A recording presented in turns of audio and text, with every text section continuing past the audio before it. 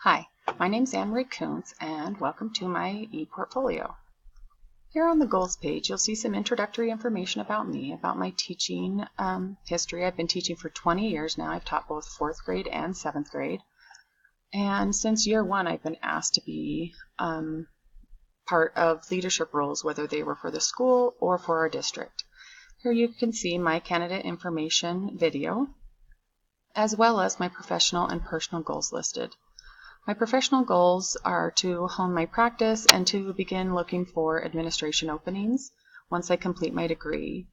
In the next 6 to 10 years, hopefully I am an administrator, and I am trying to frame the changes that I'm hoping to see in education. And to look beyond 10 years, I really had to think about that. And I plan on staying in education here in Teton School District. My personal goals focus on my family and home life. Like all of us, I would love to have a better home-life balance. The next 6 to 10 years, I'd like to see both of my kids successful in some type of education or training so that they can support themselves. And in beyond 10 years, I anticipate living here in beautiful Teton Valley, Idaho. My leadership philosophy is broken down into 4 components.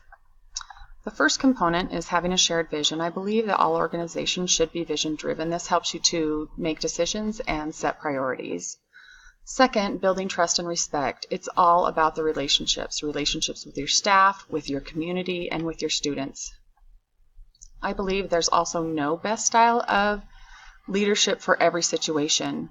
Specific people, personalities, situations call for different types of leadership styles, and some take precedence over others for circumstances that you're dealing with at the moment. And last, I believe in being flexible. It's important that we are flexible as leaders to adapt to different situations and scenarios, as well as being able to adapt with our ever-changing field of education. For my program of study, I've listed all the courses here that I have taken so far. I have taken all of the courses that are necessary for our program, and as you can see here, I am finishing AAP Educational Research this summer. Here's my resume, and at the top I am so excited to see now that I can add my Master of Science in Education through Fort Hays State University. I've always wanted to obtain my master's, and I'm so excited to be so close. My professional experience is also listed here. Again, I've been teaching since 1999. I've taught 7th grade and 4th grade, and you can tell here I've taught in Teton School District 401 throughout my career. Our family loves our rural community, and we plan on staying here for the remainder of my career. For my annotated bibliography, I really followed the directions that said to find articles that would help us improve our own practice for our own experience.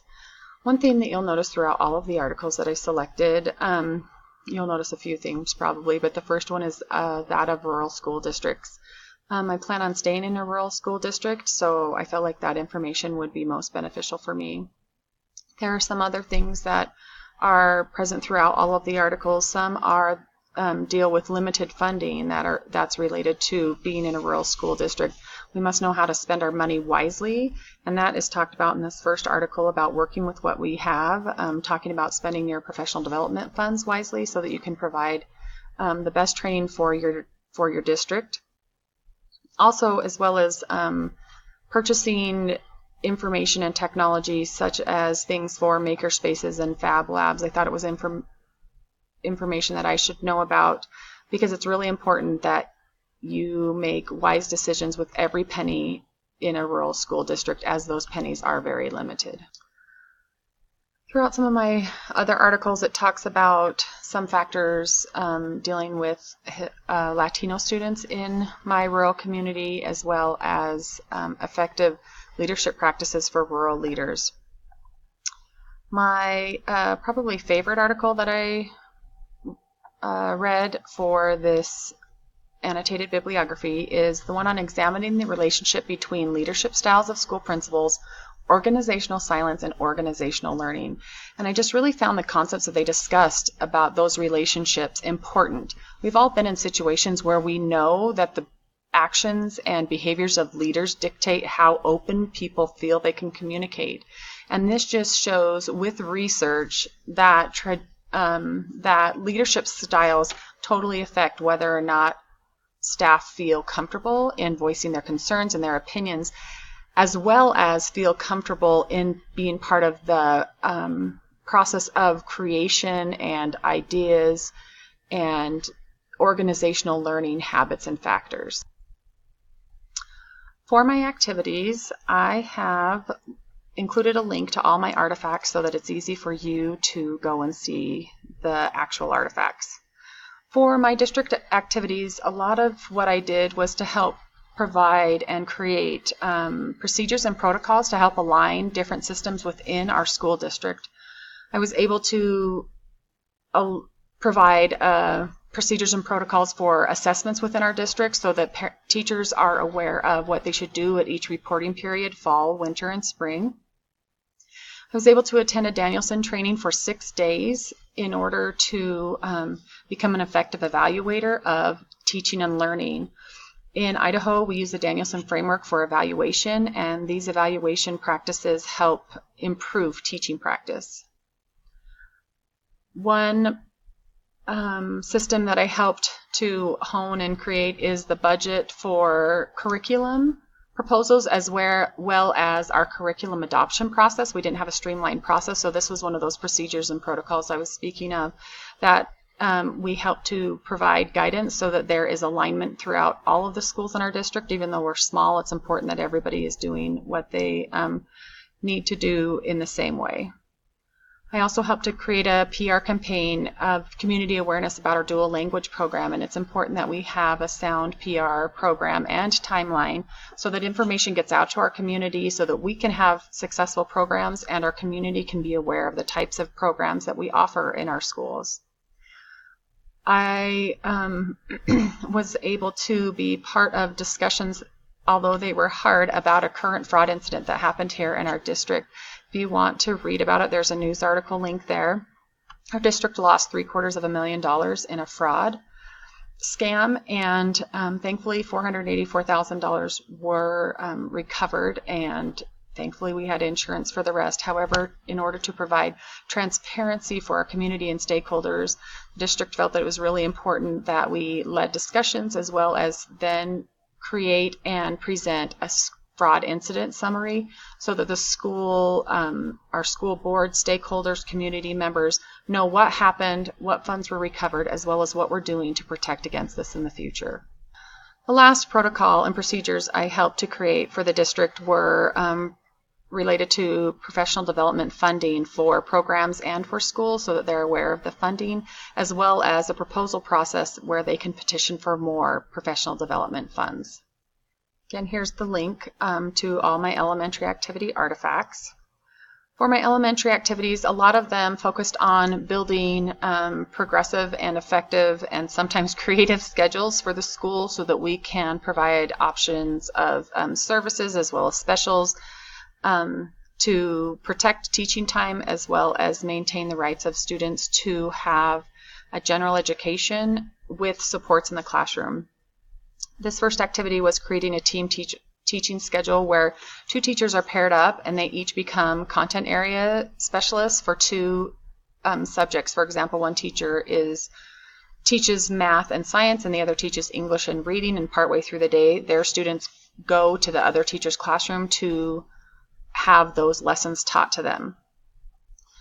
I was able to participate in some of the purchasing for schools. One of the purchasing meetings I was able to attend with the head of technology were technology purchases for a new school building that we're currently building in our district, which we're excited about. I also was able to be part of the FF&E purchasing meetings that happened with all elementary administration as well as the superintendent and heads of custodial and food services. Here's a picture of the master schedule we created in order to make sure that all teaching times were protected as well as providing lunch and recess times and all specials like PE and music. I was able to meet with our local library in order to collaborate with them about having a makerspace provided for our Upper Rendezvous Elementary School. The plan is to make a makerspace there next year, and they will coordinate activities and supplies and space in order to have support from our local library is so great because it's going to help make that program a success. This is a picture of some of the scheduling we did in order to do this special education program restructure that we wanted to see. We wanted to be able to maintain the right for students to have their general education with additional support. So we utilized this sticky note system, which actually works great to represent the different teachers as well as the different push-in services and replacement classes that the special education teachers will provide next year. And we're excited because it aligns with all the student needs as well as providing the specific student services. The last schedule that we've worked on was the opportunity to discuss the possibility of having a rotating schedule at the end of the quarter next year. This is still being discussed at Rendezvous as there are many pros and cons to scheduling. These are my secondary activities. One activity was the branding of our mission and vision statement here in our school so that we can share that out with the community through mailers, flyers, banners that hang up here in our school, as well as all digital communication such as our website. I was able to attend a training in Boise 2 days in the fall where we created an instructional plan, and then 2 days in the spring where we monitored the progress of that plan. I was able to update our Danielson implementation cycle to align with next year's focus in the Danielson framework, and this timeline provides the specific items that need to happen and the timing that they happen in the school year. I was able to help oversee and lead and facilitate conversations for the data committee in order to make instructional and curriculum decisions.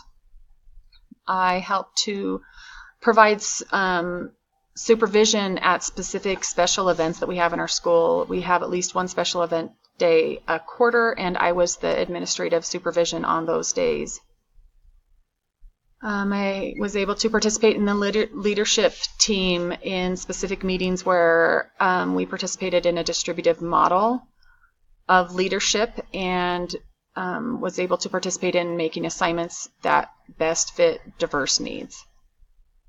I was able to create and administer a parent response survey to gather feedback from our updated and changed conference schedule. We moved to a student-led conference schedule this year, and we wanted their feedback so that we could make decisions accordingly to fit their needs as well as ours. I worked together with the GAP program here in our community. It's called Girls Actively Participating, and they gain access to resources of education that help them with self-discovery as well as leadership and a community building. Help to make updates to our handbook here at the school that is sent home with students each year. I was able to meet with the leadership team at an annual retreat to help review their strategic plan, to make monitor the progress made on action items as well as create new key initiatives. I was able to help create a student-led video to help discuss cultural divides and cultural differences that our Latino students feel here in our school. I was also able to help collect holiday food boxes and partner with some stores in the community to help provide holiday food boxes for 22 families in our school. I was able to create these Idaho IEP resources that I presented to our special education department, and they are currently using as training resources for paraprofessionals as well as new team members. As I reflected on my experience through my courses as well as this practicum and this entire program, I realized that my preconception of what an online program could be completely changed. I appreciate all the actual experience and participative opportunities I've had as part of this program to help me truly learn how to become a leader. I've actually recommended your program to my principal as he is looking to work on a PhD. I hope you enjoyed my ePortfolio, and I look forward to our Google Hangout. Thank you.